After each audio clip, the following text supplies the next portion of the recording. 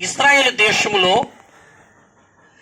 కన్యక అయిన స్త్రీకి మరియమ్మ గారికి జన్మించి పురుషుడి యొక్క కలయిక లేకుండా జన్మించిన యేసుక్రీస్తు ప్రభువారు 2000 సంవత్సరముల క్రితము ఆయన అపోస్తులనే 12 మంది శిష్యులకు ఒక ప్రకటన ఇచ్చాడండి. మీరు సర్వ సృష్టికి వెళ్ళి సర్వ ప్రజలకు దేవుని వాక్యము తెలియజేయమని, సమాచారం ఇమ్మని ప్రకటన చేశారండి.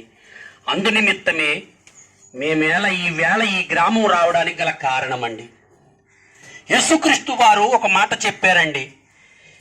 ప్రయాసపడి భారము మోసుకొనుచున్న సమస్త జనులారా నా యొద్దకు రండి, నేను మీకు విశ్రాంతిని కలగజేతునని. విశ్రాంతి అంటే ఈ లోకంలో మనకి ఆరోగ్యమో రోగాలు వస్తే తగ్గించుకోవడమో కాదండి. ఈ భూమి మీద మనము అశాశ్వతులమండి. ఏదో రోజు మనం ఈ భూమిని విడిచిపెట్టి ఒక వెళ్లే రోజు ఒకటి ఉందండి.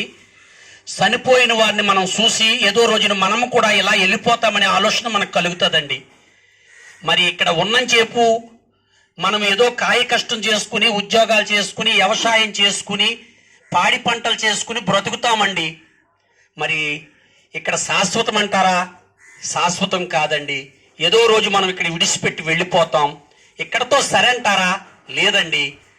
అందుకే యేసు ప్రభు వారు పరిశుద్ధ గ్రంథం బైబిల్లో చెప్పారండి, ఆత్మకు సావు లేదండి, శరీరం నిష్ప్రయోజనం.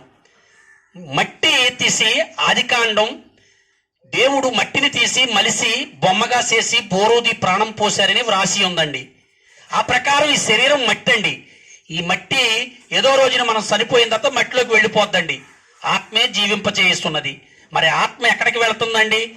మన గ్రంథాలు కూడా చెప్తున్నాయండి, స్వర్గం ఉందని. మరి ఆ స్వర్గం చేరాలంటే మనం ఇక్కడ ఎలా పడితే అలా బ్రతికేస్తే వస్తుందంటారా? ఒక్కసారి మీరు హృదయం మీద చేపెట్టుకుని ఆలోచన చేయండి. మనం ఏ పాపం చేయకుండా, ఏ దోషం చేయకుండా మనం బ్రతుకుతున్నామంటారా? అది తప్పండి. మానవుడు అనేవాడు ఏదో పాపం చేస్తామండి, చేయకుండా ఉండం.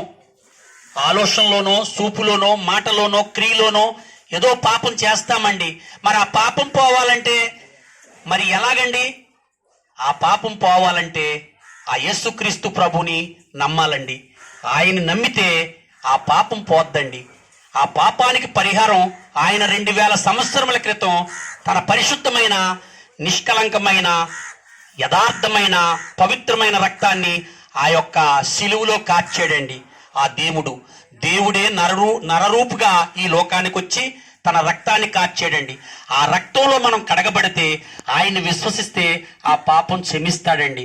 అంటే పాపం చేయమని కాదండి, పాపం పోవాలంటే ఆ నిజదేవుణ్ణి ఒప్పుకొని విశ్వసించి నమ్మి రక్షణ పొందితే ఆ స్వర్గం అండి, అదే పరలోకం అండి.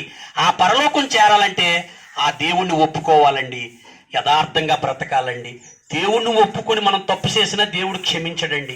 మనం దేవుణ్ణి ఒప్పుకుని ఆ పాపాన్ని విడిచిపెట్టి ఆయన నందు విశ్వసించి మనం యథార్థంగా బ్రతికితే ఆ నిత్య జీవం అండి. గనుక ప్రియ సహోదరి సహోదరుడా, దీపం ఉండగానే ఇల్లు చక్క పెట్టుకోమన్నారండి పెద్దలు. మరి మనం ఈ భూమి మీద ఉండగానే ఆ నిజమైన దేవుణ్ణి తెలుసుకుని ఆయన్ని హృదయంలో భద్రపరుచుకుని పెదాలతో మాట్లాడి ఆ ప్రభువుని మనం విశ్వసిస్తే ఆ నిత్య జీవం అండి. అది 1 సంవత్సరం 100 సంవత్సరాలు కాదండి, శాశ్వతమైన లోకం అండి. అక్కడ సావులు, పెళ్లిళ్ళు, అక్కడ గృహాలు కట్టుకోవడం అవసరం ఉండదండి. అక్కడ రోగాలు, మందులు అవసరం లేదండి. రోగాలు ఉండు, మందులు అవసరం లేదు. ఆ దేవుడు నిత్య జీవంలో శాశ్వతమైన జీవితం ఇస్తాడండి దేవుడు. ఆ దేవుని రాజ్యంలో, పరలోక పట్టణంలో మనం శాశ్వతంగా ఉంటామండి. కాబట్టి ప్రియ సహోదరి సహోదరుడా, ఆ నిజం తెలుసుకోండి. ఆ యేసుక్రీస్తు ప్రభువుని హృదయంలో భద్రపరచుకోండి. ఆ రక్షణ పొందండి. మీ దగ్గరలో ఉన్న మందిరానికి వెళ్ళండి.